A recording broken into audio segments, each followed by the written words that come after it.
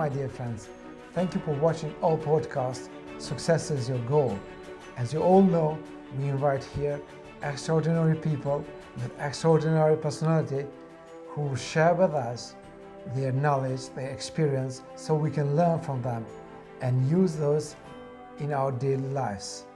I have an honor and pleasure to have here with us a friend of mine who is an expert in training and enlightening entrepreneurs on leadership, in sales and public speaking, and free self-expression. Let me invite Mr. Kalpesh Patel from beautiful London. Mr. Kalpesh Patel, thank you very much for joining us in our podcast, Success is Your Goal.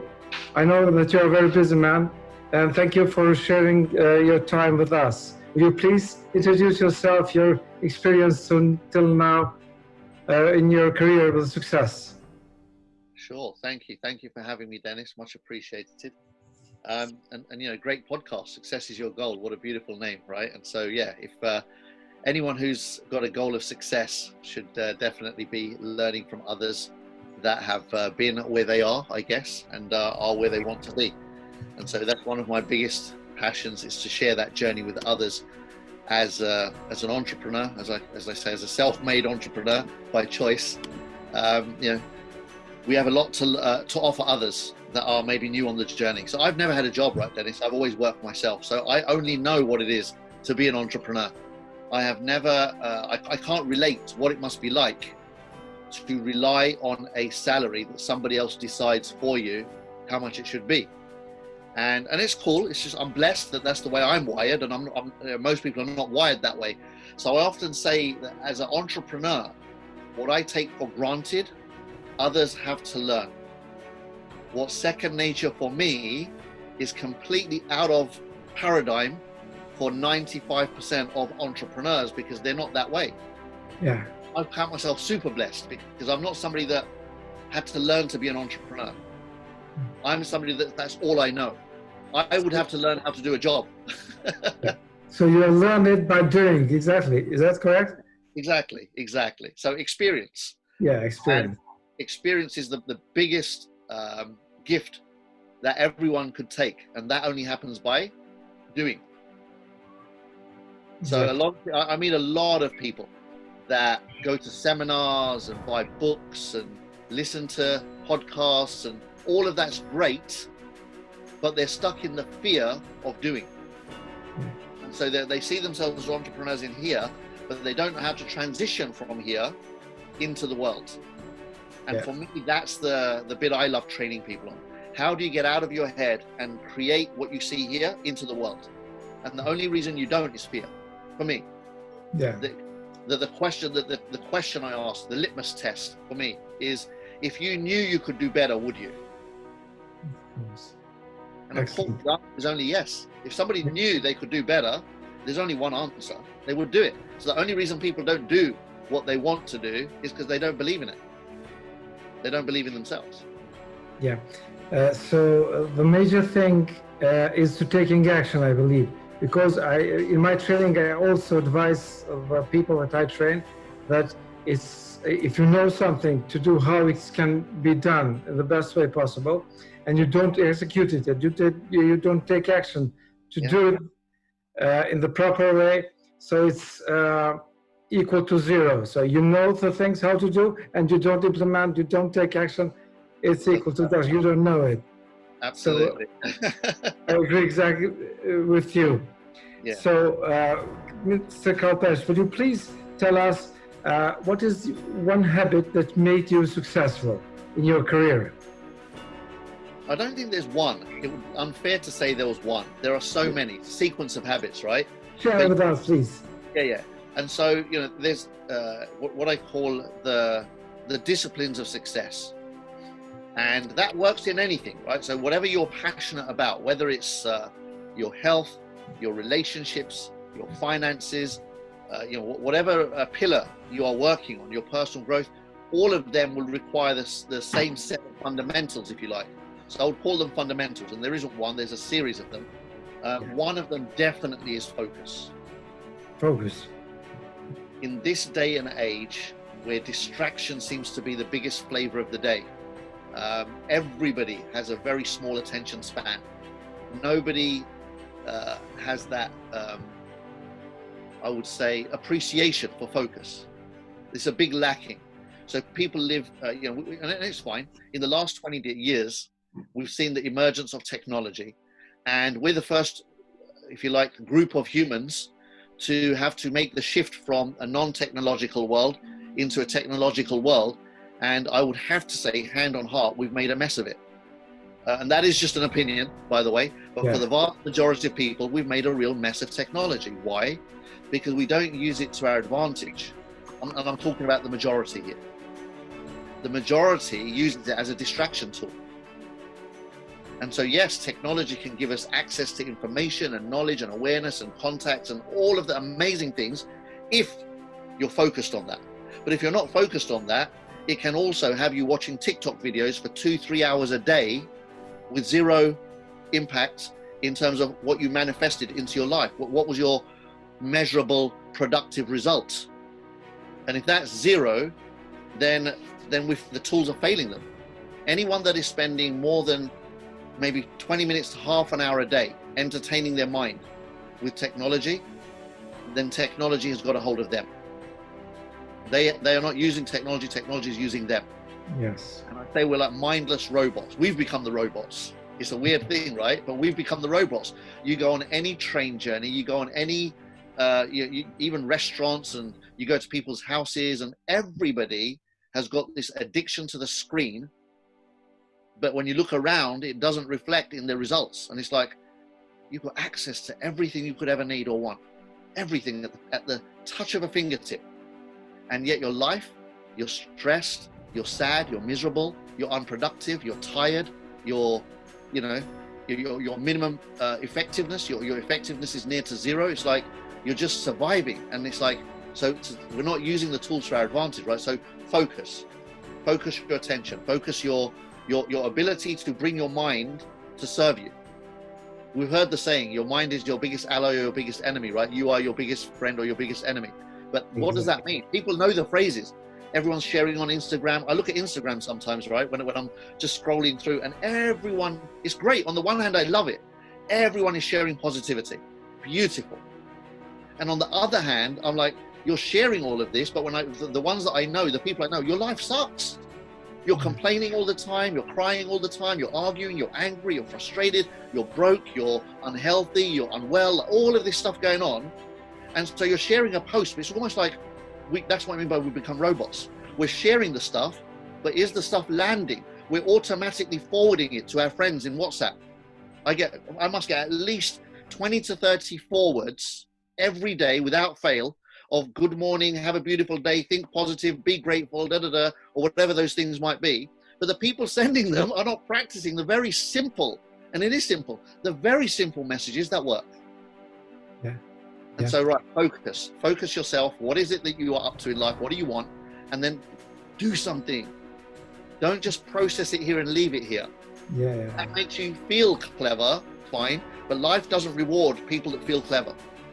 Life rewards people that do clever things. And so, we have to learn. Sorry to interrupt you. By using this information technology, I see that everywhere that people are going out in restaurants, for example, and it's great anomaly that instead of they talking to each other and sharing the things, they're not stop looking at their cell phones. It's really ridiculous. It is. And amazing. there is another how may I address that? Multitasking. People, this in modern time, people are asked to be multitasking. Multitasking is okay, but you can't be so multitasking. You have to be specialized in one thing, to be focused in one thing and to master that. Absolutely. If you agree with me. I do, and multitasking is just another example of a scattered approach, distraction. Yeah. And so we know as humans, we know that the brain can only handle one thought at a time. Yeah. Now, when you think you have many thoughts at one time, you don't. You have one thought at a time, and if you've got If you've got 5 different thoughts happening at once, what you're doing is you're thinking of one, then you're thinking of the next, then you're thinking of the next, and then you're distracted. And so the mind becomes unproductive and ineffective. And you think you're working on 3, 4, 5 things at once, but you're doing all of them average or below average. When if you just said, right, I'm going to focus 100% of my focus here for 10 minutes, bang, done. Now I'm going to put 100% on this one for 25 minutes, done. This is how we become productive, not by trying to do all of them. 1 hour, I've got 5 tasks, and you're doing all 5 tasks in 1 hour. At the end of that 1 hour, you've done very little on all 5 tasks. And so, yeah, focus is a huge one. The other one is consistency. Consistency.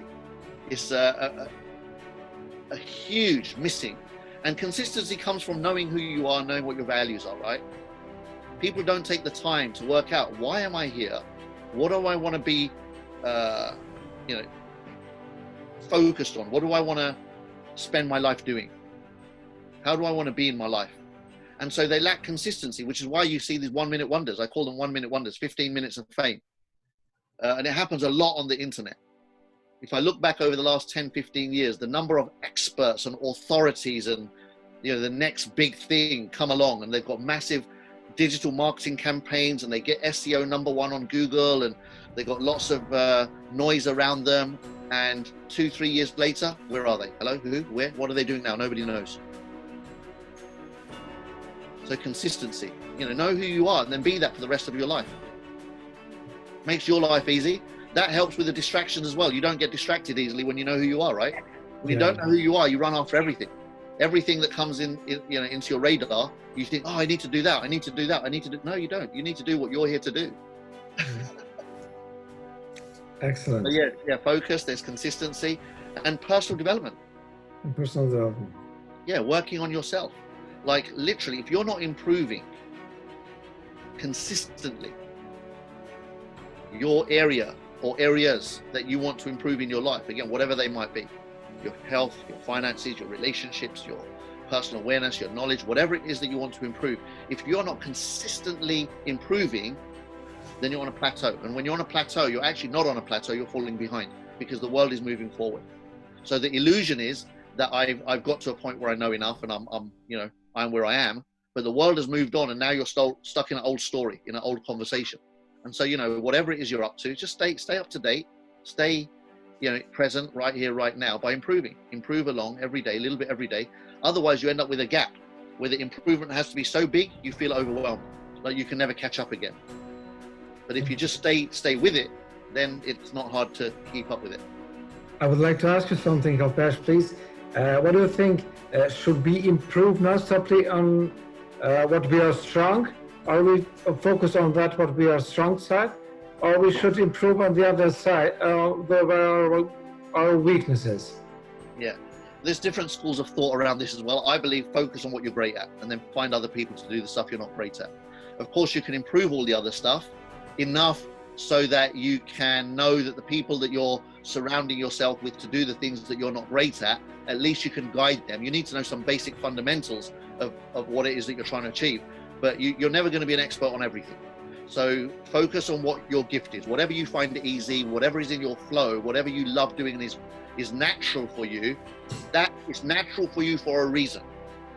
Whatever that reason might be, life experiences, the things you've studied, the things you've gone through in life, and plus, the universe has given you that as a natural strength or ability. Use that to your advantage. And then of course, improve other areas that you're less strong in, but you don't need to become an expert on those to the same level as your strengths. You just need to know enough so that when you've got other people that are strong in those areas, you are in a position to guide or orchestrate their strengths to work for you. Great example, Henry Ford, right? Henry Ford's story tells exactly that. Henry Ford could not, he was dyslexic, first of all. He wasn't an intellectual, but he was super intelligent. I should say wasn't an academic, but he was super intelligent. And so Henry Ford struggled to read and write, had no history of success, if you like, but he knew what his strengths were, he knew what his weaknesses were, and he always said, I don't need, there's a story about Henry Ford. Somebody asked him a question on a live interview on television or something about a specific subject, and they said, how do you expect to succeed if you don't know about that subject? And he said, because as long as my people know about that subject, I have access to resources. All I need to know is that as long as my people that I have access to know how to do what I want to do, then I can achieve anything I want. And then he went on and proved it, right? He's a really great example of somebody that surrounded himself with amazing talent, if you like. He chose his talent, and together they created a company that stands today, over 100 years later, or or however long it's been. But a Ford Motor Company, a global blueprint, if you like, right? So anything that's lasted like a century, you can't argue with that as being successful. Excellent. I think that also, if you know the other things too, you can guide and control them. You can see what kind to have things in control. That's why it would be nice to know other things too, without missing the focus on your have a broad knowledge, mastering your thing. Have a broad knowledge base. Yeah, exactly. And then be really great at what you're great at. Have a huge knowledge base on what you're great at, and then a broad knowledge. I mean, obviously, the broader your knowledge about everything in life, the better you're going to do in life as a human being anyway. So it's, you have to remain with an open mind and a hunger and a thirst for growth and learning. Yeah. Kalpesh, can you please tell us what kind of mistakes you have done through your careers? Oh my gosh. You have time for that? A few of them. Oh my gosh. So some of them. Share with us. Yeah. In terms of personal life, one of the biggest mistakes, if you like, if you want to call it a mistake, one of the biggest blunders of my life, and there are many in my personal life, in my physical life, in my financial life, in all of them. So in my personal life, the one that comes up straight away all the time is my relationship with my father. And as an arrogant teenager who had all of the answers and knew it all, at some point in my transition from teenager to adult, I knew more than my dad and became distant as a result, and started judging my dad instead of loving my dad for the incredible, phenomenal human being that he was. In my head, I started destroying that relationship, minimizing him, making less than me. And over time, that ate away at the relationship, and my dad died early. I was 23 years old and he passed away. And that was an unpredictable event. No 23-year-old expects their dad to not be around. And so I took the relationship for granted. And when suddenly he was taken, that was a very, very big learning lesson and a tough pill to swallow. The relationship that I had created with him, which was phenomenal. He was my hero all my life. He was my hero. My dad was my hero growing up. Legend. Not just for me, for we live in a very big extended family. And for everyone, he was like, if you imagine the old mafia films, he was the godfather. Really? Everyone went to him to resolve their challenges, their problems, whenever people weren't getting on or there was something they couldn't deal with or whatever was going on. My dad was the point of call that they would get to and say, right, or family disputes. He would always be the guy that would be able to resolve family disputes as the head of the table. So that was my dad, right? And so the fact that I messed it up over the last couple of years because of my own arrogance and ignorance, lack of awareness, and then he was gone, that was a tough one to live with for a long time for me. In business, one of the biggest blunders was, kind of relates to some of what we talked about. I built up a telecommunications company in the 90s when telecoms was deregulated. And, nobody, including myself, would have thought that it was going to grow as big as it did. And I ended up having this company that was doing over £100,000 a day cash turnover. And it was surreal, like to suddenly go from zero to that within 2 or 3 years, all from my living room. Didn't even have any employees, no staff. Everyone was self-empowered, so everyone was working on a profit share basis. But I was selling phone cards, international calling cards, and I was a wholesaler, and I would sell them to my distributors. They would go out and sell it to the shops, and everybody earned good money. And I did all of this from my living room, and I'm sitting there going, this is amazing. And then I had this grand dream of doing an IPO because I was doing enough turnover to do something great. So I set the company up, structured the company correctly, and then partnered with someone that knew what they were doing. I thought, I don't know how to do an IPO. I need to bring somebody in that knows how to do this.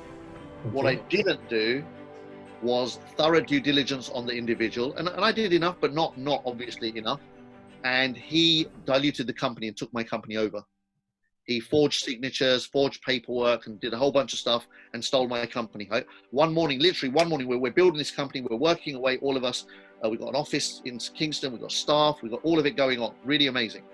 and I get a letter in the post saying, Kalpesh, just to confirm that you have a shareholding of 0.25%, I think it was, like 0.25%.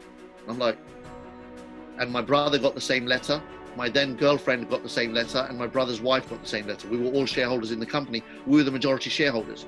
But I made the MD, Peter, I made him a shareholder as well, a minority shareholder, but he just, like I said, forged everything, stole the company. Very, very shrewd and clever guy. And yeah, we lost that company, long story short. We fought it in court, cost us a fortune, we ran out of money. Then it was a case of, do we borrow money to continue fighting? We fought for 2 years, barristers and lawyers and all really very expensive stuff. And in the end, my lawyer himself said to me, he said, he's a friend of mine, he said, Kalpesh, let it go. He goes, this kind of thing would bury you for years. It can take 3, 4, 5 years or longer, and will continue costing you a fortune. Control, Alt, Delete, start something else. You're talented, you've got a lot going for you, start again. So that was a big business blunder. You know, doing your thorough homework, due diligence on the people that you go into partnership with, and the documentation, the paperwork, just making sure that you follow real strict protocols, even if you like people and trust them. People change, things change, and the future is unpredictable, right? So I guess the lesson there was, prepare for the unpredictable as much as you can. I'm really lucky like that. I'm blessed that I don't hold on to things. So, you know, it was painful, but I'd grown a lot then, and I was very spiritually aware, and personal development was a big part of my life. And so it was very painful. And at the same time, I was able to let go and move on very quickly once I made the decision. And, you know, life's been great since. I often say, if that didn't happen, I wouldn't be doing what I'm doing now. Yeah. So everything happens perfectly in divine order. When you understand that on a deeper level, then even the blunders, the challenges, the toughest times, the biggest mistakes, whatever you want to call them, that's why I'm reluctant to say mistakes. They're not mistakes, they're learning lessons, they're learning opportunities. They are your path. Only you could make those. And if you make them once and learn from them, then you'll improve. And if you haven't learned, then you make it again. But that's fine. Don't judge yourself. Then use that second time as an opportunity to learn. And if you make it a third time, then you've really got to question your awareness as to what the universe is asking you to learn, right? Yeah, exactly. Kalpesh, can you please share with us, what was your hardest decision you must took during your career? Oh, I've got a great one for that. The hardest decision. And I've made many, many similar hard decisions. But yeah, I remember I was with a company. I'm not going to name the company. I was with a company. So I'm in the industry of network marketing, direct sales, right? I was with a company in 2009 to 2010 by accident. The company I was with previously was amazing. That was my dream. It was a personal development training company and called SUKSESI University. And we did amazing work all over the world. Unfortunately, the owner of that company faced some financial challenges. There was some fraud inside the company and whatnot. Long story short, he was facing bankruptcy. And so he had to merge with another company. And when we went into that other company, I didn't like that company. I didn't like the owners. I didn't like the way it was run, all sorts of things. So I went against my intuition. And I even said to the owner, to my friend whose old company I was working with, I said, I don't like that company. Let's find another one. We can find a solution. We'll find another solution, but something doesn't feel right. And he cried and begged me to join him. He said, please, if you go, my whole business is finished. I need you by my side. So I was the top guy there. I was number 2 in the company. He said, if you leave, everything falls apart. I need you to make this transition to save the organization as it is. I said, I'll give you a year, but in a year, these guys have to change their ways and we have to do things with integrity. A year passed, they didn't. I walked away from an income of $70,000 a month, like that. Didn't even question it. Exactly a year later, I said I'd give them 1 year to make the changes, to do the right thing. And if they didn't make them, I would leave, and true to my word, and that's just who I am. 1 year later, they didn't make the changes. They didn't make even an attempt to improve things. And I don't think they thought I would leave because I was making that kind of money. And I just left. I said, I'm done, guys. Thank you very much. It's been, an interesting year working with you, but I've got a different direction. And I walked away, and the whole industry, everybody was shocked. Like, did he just walk away from $70,000 a month? And the answer is yes. And I've done it on more than one occasion. So again, that comes from not being attached to things, being free of material stuff, and rather being attached to my values, being attached to who I am in the world. What is my legacy? What do I want to be remembered for? How highly do I value integrity and honesty and trustworthy? These are things that are very high on my value list. So if that's not being met, that nobody can buy that for me. So these are decisions we can make as human beings. What, you know, they say everyone has a price. I say, no, you don't have to have. You choose. You choose to have a price or not. A lot of people keep their mouth shut. They take the money because it's comfortable and they turn a blind eye, or they stay in a relationship where they know that they are unhappy or the other person is unhappy, and they compromise who they are because it's comfortable. I say, no, don't compromise who you are for comfort. That's the biggest price a human being can pay with his life. Life is such a beautiful gift. That's how I see it. I don't take life for granted. It's a gift that was given to me by this universe. The universe of Kalpesh, you've got a window of opportunity on this little dot in the universe called Earth. And I don't know how long your opportunity, well, the universe may know how long my opportunity is. I don't know how long my opportunity is, but I know that I'm here and I'm breathing. As long as I'm here and breathing, then that breath for me is sacred. And so who am I in this world? What am I going to stand for? When I die, which could happen right now in this interview if it wants to. But when my moment comes, am I going to go with a smile on my face and know that I lived my truth and delivered my truth in the world? Or am I going to be sitting there with some regrets and some thoughts and ideas that I should have done this, I should have been like this, I shouldn't have done this? Do you know what I mean? So I encourage everyone, find out who you are. Once you know who you are, life is so blissful and simple. It's not easy, but it is simple and it's beautiful because you know who you are. Then you don't have to chase things that aren't who you are. You don't have to get distracted. You don't have to, it's just easy once you know who you are, right? You make decisions from who you are rather than from what's going on around you. When you know who you are, then you know what you want from yourself, from the others and everything. It all comes together. It all comes together. When you don't know who you are, everything is scattered. It's all everywhere. Yeah. It's like a jigsaw puzzle that's just come out of a box. You opened it upside down and threw it. That's like you don't know who you are. And imagine you don't have the box cover to show you what are these pieces supposed to do. That's how most people live life. We come into the world, there was a box. This is how I explain it. Imagine there was a box. The universe had a box with a picture, which is called your life. And they took the box off, it emptied the pieces into the world, and it kept the box. And your job is to find out what was on the cover of that box. Because only then can you then make all of the stuff that is in your life, you can make it make sense and put it together as the grand masterpiece. For me, this is how I explain, like if you really want to have fun living your life and learning to live a beautiful life, then that picture is already inside you. You know, take some time, meditate, go inwards, and literally you choose your picture. You choose your picture, and then that's what you build. You spend your life building that picture. Excellent, excellent. I would like to connect this regarding with the previous tour that you shared.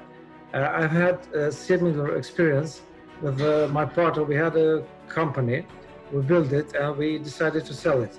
Right. So we found a friend of ours, a friend, you know, and we told him about the price and everything. He agreed all the conditions, and we start modernizing our company, rebuilding and making another big company. So it took us for 6 months. We built a new company from scratch.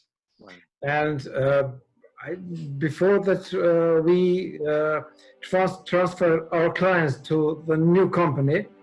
I said to my partner, said, can we please put this all in paper, because we've built another company and everything is from the scratch, and I would like to have something written, you know, as a document, a contract or something. Okay, let's do it.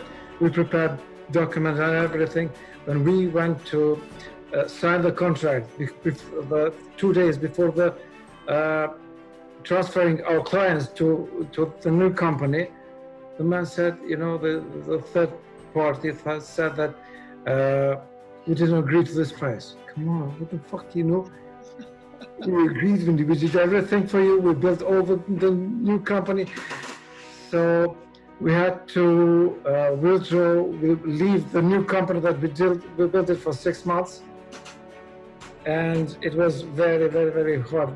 Beginning from the scratch to know where we were left with our old company, and it was pretty, very, very bad experience that we learned. So whenever it is possible, first sign a contract, sign everything to be clear, and then move on. It is waste of time, money, and we make, the worst of it, we make a competition for ourselves. Yeah. It was terrible, you know, but you know, when you trust somebody, you trust he was a friend and everything, and we got stuck. Yeah. So, Yeah, I can so relate to that. And, you know, trust, and I always want to trust. I always say that. You've got, you know, I've chosen to trust. I always trust people first until they give me a reason not to trust them. yeah, Especially when life throws those lessons at you, you really want to question your, should I trust? But I always say trust first, for sure. But back that trust up with, you know, some things that support the trust. And so, yeah, it's important to, you know, get the formalities out the way, sign the paperwork, get it done, and then build on trust, for sure. it's better for both sides to all the things to be clear, misunderstanding to be avoided, and everything will be better. I believe so. It's like blind trust versus, you know, trust that's protected the trust. Yeah, exactly. Great. Kalpesh, if you would start again, what would you do now different? Do you know what? People ask that question, and I say nothing. Do you know what? Nothing. Not even being an arsehole to my dad. No. Because as I say, you know, when you and it's just the way I choose to look at life, right? But when you choose to see life as it could only be the way it is, it could only be the way it is until you choose differently, then that was a part of me. Whatever I've done in my whole life, the ugliness, the beautifulness, all of it, that's what makes me up. That's why I am who I am, where I am, doing what I do in the world today. So I couldn't, because, you know, the minute you say you want to change this or that, here's what I would say. What have I changed? And I've changed everything I wanted to change that wasn't working about me in the past. And so that's a work in progress. What would I change is whatever I'm doing today that's not working for me. Perfect. I'll always change that. I'll always keep improving and, you know, growing and learning. And yeah, that's what I would always keep changing. So I keep changing rather than changing something in the past. I'm changing my present moment all the time to improve my experience. Can you share, please, now with our audience about the actual work that you do, the companies, the way that you help, about the trainings that you conduct to the companies, the seminars, and like that? Will you please share with us? 100%. So I am passionate, first of all, and absolutely committed to making a difference in the world. So that's my legacy. You know, if anyone ever wants to think of Kalpesh Patel, I want that last thought, you know, on my burial day, or my not burial, I'm going to be burnt. So on my cremation day, I want people to be contemplating, you know what, their memories of me have to be of, wow, that guy made me laugh, he made me smile, he improved my thinking, he improved the way that I live my life, he showed me a better way. That's me, that's who I am in the world, right? The projects that I'm working on right now, I'm super excited about. One of them started 2 years ago in 2018. And that is a company or an organization called World Transformation Organization. And myself and a couple of friends have set that up and run that. That's a legacy project. And it's all about making a difference. So World Transformation Organization is a little bit like, I can't say it's like anything because as far as I know, it doesn't exist, but it comes from a place of, for me, millions of people around the world are making a difference. Millions of us. And we go unnoticed, other than within our very small sphere of influence and circle where we're making the difference. So there's millions of these little ripples happening all over the world, but it's in a world of billions of people. So that's why it goes unnoticed.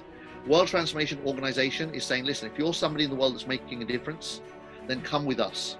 And we want to create a movement, a global movement that just says we belong together. Even though our journey is different, our work is different, our methods might be different, but our commitment is the same.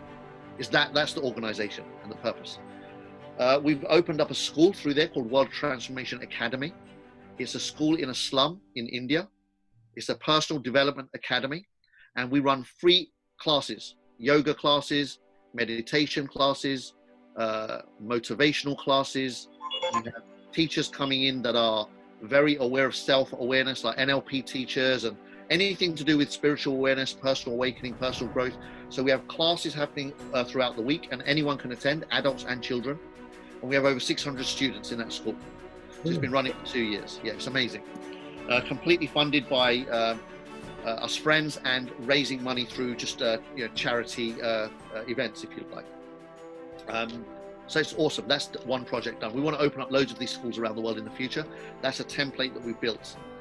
we have other visions and plans around that concept as well. The other thing we launched was World Transformation Day. This is a day that happens on the first Sunday of every April, and it celebrates transformation. And so again, if you just do hashtag WTD 2020, or 2020, and in the future 2021, and like that, every year people load up pictures and videos of doing great stuff in the world and just doing the hashtag on it. So we ask everybody, if you're into the world of making a difference from contribution and transformation, then whatever you do on that day, share it with the world. Whether it's a video that you do, a seminar online that you do for free, you go into the community and help people in your neighborhood, your neighbors, your family, whatever it is you're doing, share it with the world. Share the greatness that you are into the world on that day. We do it every day, but on that day, the whole world celebrates with us. So that's something we launched 2 years ago as well. Excellent. So, yeah. Kalpesh, can you please tell us how can somebody attend this school? Is it online? No, physical school. It's in a slum in India, 𝗗𝗘𝗡𝗣𝗟 slum. It's a slum. Yeah, it's a slum where these people do not have access to. They didn't even know what personal development was when we opened the school. Imagine we had one of our teachers went in there. He was talking about dreams, and the students didn't know what he was talking about when he said you've got to have dreams. Imagine, because for them, the dream is survival. They don't even know how they're going to put food on the table tomorrow. Some of these people, right? And you're talking about dreams. They're like, what are you talking about? He had to teach them what it is to dream, to have dreams that, one day it's possible you could not be in a slum. You could actually work your way out of the slum. They're like, what are you talking about? Because they've been in there for generations, right? So the work is just incredible in that school. So yeah, you can find out all about it on World Transformation. We've got a website, wtohub.org. So yeah, if you do wtohub.org, then you'll see all about the great work and I say we, as in everybody that's contributing is making happen there. The second project we're working on more recently goes live in the next 2 weeks. Yeah. 2 to 3 weeks it will go live. We've been working on this for about 6 months now. We're building a platform, an online platform where everyone can access it, called We Inspire You. And We Inspire You, WIY, WeInspireYou.com is a podcast platform. Okay. That will only be about personal development. So rather than going to Spotify or all these other great platforms and having to search for your stuff it's like the needle in the haystack concept. Here, you know that when you come, everything is only personal development. And so we'll have family, we'll have teenage section, children's section, health and well-being. We'll have personal growth, we'll have leadership, everything to do with growth and transformation. We'll have all of those podcasts on this website. And eventually it will become an app, of course, and all of those great things over time. But yeah, part of that is a lot of the podcast world is dominated by famous people who are already established, and they don't need exposure, but they get more and more exposure just because of their brand and their name and all of the other stuff that they do, the algorithms and the way that all of the digital systems support them. We want to elevate those that are less well known in the world. So this would be a classic example. So we could bring your podcast onto that platform. Now people that are interested in personal development would come into there, and then now they'd see you and they'd hear about Denis and see Denis's podcasts listed. If they fit our criteria, if that makes sense, then we select. Not all of your podcasts might fit, but the ones that do, we bring them in. Does that make sense? So it's a curated podcast platform. Yeah. Thank you very much for possibility. I would like you now to invite you, because I'm also building my Business Excellence Academy, where people will access from different fields on personal development, on leadership, and all the other fields that are in business that can share and sell their programs on my platform. So I would like you to be one of the trainers. Yeah, I'd love to. That would be an honor. It really would. Absolutely. It fulfills all my passion. Anything. So I do talks globally. I'm blessed. I've traveled the world. I've been to literally every country that there is. And for 20 years, I've been asked to speak on different stages. And I've addressed over 700,000 people in audiences globally so far in the last 2 decades, on my mission to get to 1 million as quickly as possible. But yeah, I love speaking on personal development. Namely, I train on leadership, sales, communication skills, relationship skills. And so these are my kind of areas of passion and expertise. And so yeah, anything that adds value in those spaces, I'm there, man. Thank you very much. Thank you.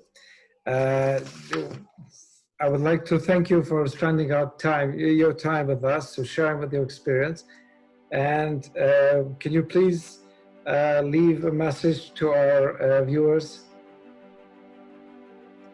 Yeah, I would love to leave a message for your viewers. So if you've watched this short Zoom, and was it a short Zoom? Yeah, it was not too bad.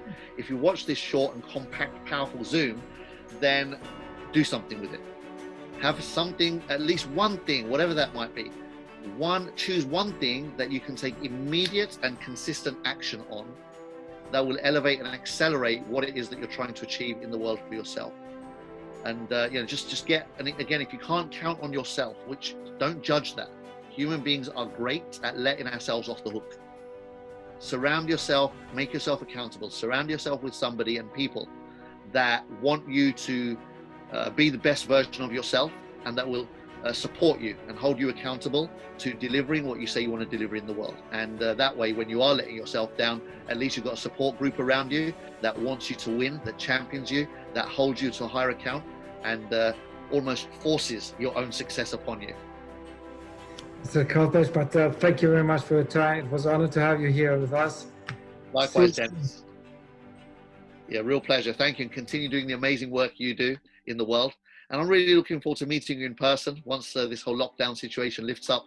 It'll be a real pleasure to connect with you with another light-hearted mind and soul, and expand our great work in the world together, right? Yes, sure. I hope that. I want to thank 𝗙𝗙𝗟𝗡 as well, publicly. 𝗙𝗙𝗡 is a beautiful, beautiful soul, brother of mine, and he's been kind enough to connect me and Dennis. Say, you guys need to speak. I don't know why.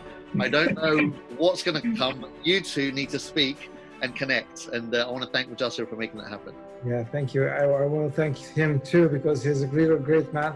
He's very open-minded, and he's a different. He wants to give his kind of view.